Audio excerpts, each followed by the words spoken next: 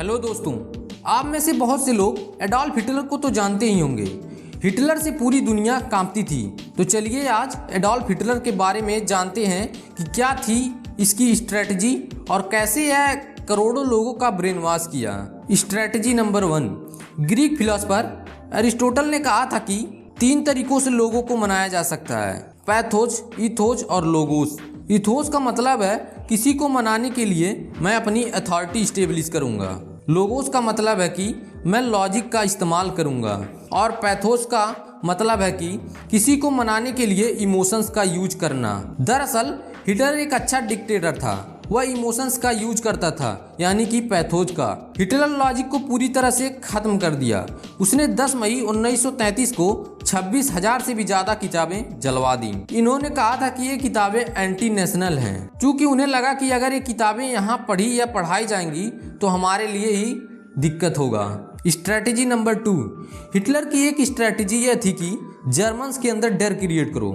उसने बहुत से फेक एनिमी बनाए और खुद हीरो बनकर सामने लड़ने आ गया, ताकि लोगों को लगे कि यह सच में हमारी हेल्प करता है। वहाँ की मीडिया भी हिटलर के सामने बिक चुकी थी। उनके पास कोई दूसरा सोर्स नहीं था कि वे लोग हिटलर की वास्तविकता को जान पाएं। मीडिया भी वही दिखाती थी जो कि हिटलर खुद चाहता था।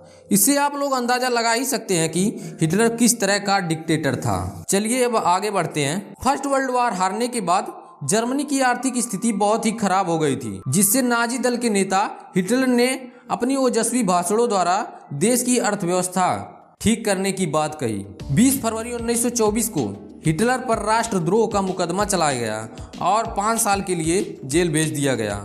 और जेल में ही उसने एक बुक लिखी जिसका नाम मीन कैंप था, जिसमें हिटलर ने खुद के बारे में ही लिखा था। जेल से छूटने के बाद उसने देखा कि जर्मनी की स्थिति पूरी तरह से खराब हो चुकी थी। जर्मनी एक गरीबी से जूझ रहा था। उसी समय फिर जर्मन्स के नजरों में वह ऊंचा उठ गया। 1932 ईस्वी के इलेक्शन में वह राष्ट्रपति का पद प्राप्त नहीं कर सका, लेकिन 1933 ईस्वी में उसे चांसलर बनने से कोई नहीं रोक पाया। और कुछ समय बाद जब राष्ट्रपति की डेथ हो गई तो उसने खुद को ही राष्ट्रपति घोषित कर दिया। और सेकंड वर्ल्ड वॉर में जब हिटलर को लगा कि वह दुश्मनों का सामना नहीं कर सकता, तो उसने ही खुद को ही गोली मारकर सुसाइड कर लिया। ऐसी अमेजिंग वीडियोज के लिए हमारे चैनल को सब्सक्राइब जरूर करें। मिलते हैं अगले वीडियो में।